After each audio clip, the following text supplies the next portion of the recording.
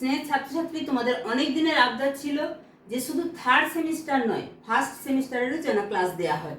First semester তোমরা স্কুলে বসে স্কুলের কোশ্চেনে পরীক্ষা দেবে, স্কুলের স্যার ম্যাডামরাই খাতা দেখবেন, সেই হিসাবে আমি এতটা ক্লাস দিইনি। কিন্তু এবারে যেটা থাকছে সেটা মডেল প্রশ্নোত্তর, তাই প্রত্যেকটা ক্লাস কিন্তু দেখতে থাকবে। প্রাকৃতিক ভূগোল, মানবীয় ভূগোল, ভারতের ভূগোল, সেখান থেকে যে পোর্শনে প্রশ্ন আসার কথা সেই পোর্শনেই এই মডেল সেটগুলোতে থাকবে।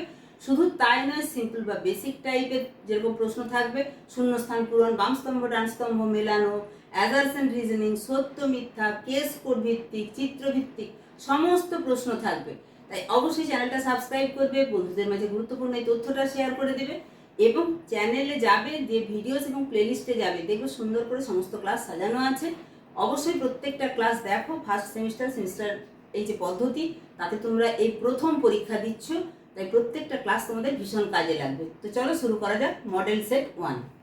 প্রাচীন যুগে ভারতে প্রথম ভূগোল শব্দটি কে ব্যবহার করেন? এভাবে চারটে অপশন থাকবে। সঠিক উত্তর হচ্ছে বাণভট্ট। প্রথম। জিওগ্রাফিকা গ্রন্থটি কার লেখা? দেখছো চারটে অপশন, সঠিক উত্তর হচ্ছে ডি। 3-এর দাগে, ভূগোল মানুষের বিজ্ঞান নয় স্থানের বিজ্ঞান, উক্তিটি কার? সঠিক উত্তর ভিদাল দা লাব্লাস। 4-এর দাগে, আধুনিক জলবিজ্ঞানের জনক হলেন? সঠিক উত্তর সি, আর ই হার্টন। এরপরে 5-এর দাগে, বাম স্তম্ভ ডান স্তম্ভ মেলানো আছে, সেখানে 1-এর সাথে জলবায়ুবিদ্যা, 1-এর সাথে যাবে সি, আর ব্রাইসন। জ্যোতির্বিজ্ঞানী ও ভূগোল অর্থাৎ 2-এরটির সাথে যাবে এ, এন কোপার্নিকাস। 3-এ ঐতিহাসিক ভূগোল, এই 3-এর সাথে যাবে কার্ল রিটার। 4-এ রাজনৈতিক ভূগোল, এটার সাথে যাবে বি, ফ্রেডরিক র্যাডজেল। অর্থাৎ 5-এর সঠিক উত্তর হলো সি। বিগ ব্যাং শব্দটি প্রথম ব্যবহার করেন কে? 6-এর দাগে সঠিক উত্তর এ, অর্থাৎ ফ্রেড হোয়েল। কোন বলের প্রভাবে গ্যাসীয় পুঞ্জ থেকে বলয়াকার পদার্থের সৃষ্টি হয়? 7-এর সঠিক উত্তর হচ্ছে 4টে অপশনের মধ্যে বি, কেন্দ্রাতিক বল। এরপরে আমরা চলে যাব 8-এর দাগে। মহাদেশীয় ভূত্বকের প্রধান শিলা হলো, এটা আমরা একদম 8 থেকে পড়ে আসছি, গ্রানাইট। মহাসাগরীয় ভূত্বকের অপর নাম কি? 9-এর সঠিক উত্তর ফেলসিক স্তর, বি সঠিক উত্তর। অ্যাস্থেনোস্ফিয়ার নামকরণ করেন? সি সঠিক উত্তর ব্যারেল। এরপরে 11-এর দাগে শিয়াল সীমা, কেন্দ্রমণ্ডল, গুরুমণ্ডল, এখানে এইগুলোকে কোন স্তম্ভ বলা হয়? বিতে যে অপশনগুলো আছে ডান স্তম্ভ বাম স্তম্ভ মিলিয়ে এখানে অপশনগুলো করা আছে, তাতে সঠিক উত্তর হচ্ছে 1-এর সাথে যাবে ডি, শিয়াল ফেলসিক স্তর। 2-তে আছে সীমা, সেটা হচ্ছে ম্যাফিক স্তর। তারপরে 3-এ কেন্দ্রমণ্ডল, সেটা হচ্ছে বি, মেটালিক স্তর। 4-এ গুরুমণ্ডল, আলট্রা ম্যাফিক স্তর, অর্থাৎ 11-ই সঠিক উত্তর সি। এরপরে 12-এর দাগে, ড্যাশ স্তরের অপর নাম ক্ষুব্ধ মণ্ডল।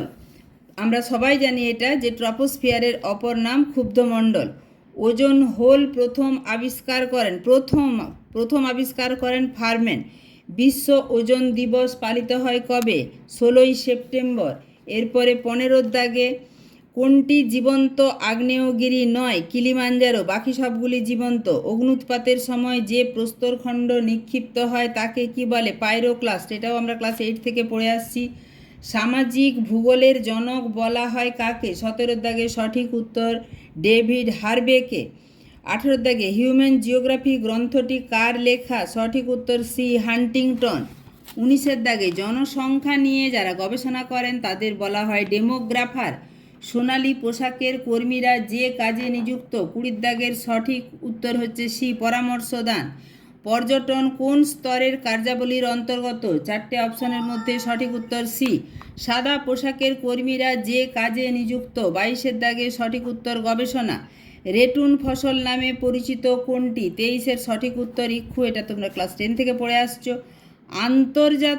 আন্তর্জাতিক আখ গবেষণা কেন্দ্র। 24-এর সঠিক উত্তর কিউবার কিপস। আমরা জানি যে কিউবা আখের জন্য বিখ্যাত। কোন দেশকে কফির পাত্র বলা হয়? 25-এর সঠিক উত্তর ব্রাজিল। ভারতের কার্পাস গবেষণাগারটি কোথায় অবস্থিত? মহারাষ্ট্রের নাগপুরে। এরপরে আবার একটি বাম স্তম্ভ ডান স্তম্ভ মেলানো আছে, সাদা সোনা, ফাজেন্ডা, হরটাস, আঙুর চাষ, এখানে হার্বিকালচার, কার্পাস, কফি বাগিচা, ভিটিকালচার। এই বাম দিক এবং ডান দিক মেলালে সঠিক উত্তর হচ্ছে এটি, অর্থাৎ 1-এর সাথে যাচ্ছে বি, দুয়ের সাথে যাচ্ছে সি, তিনের সাথে যাচ্ছে এ, চারের সাথে যাচ্ছে ডি। 27 দাগে এখানে ক্রমান্বয়ে সাজানো। ভারতের নিম্নলিখিত রাজ্যগুলির উপর দিয়ে কর্কটক্রান্তি রেখা প্রসারিত। কোন কোন রাজ্যগুলির উপর দিয়ে কর্কটক্রান্তি রেখা প্রসারিত? ঝাড়খণ্ড, মধ্যপ্রদেশ, গুজরাট, মিজোরাম, পশ্চিমবঙ্গ। তাই বি সঠিক উত্তর।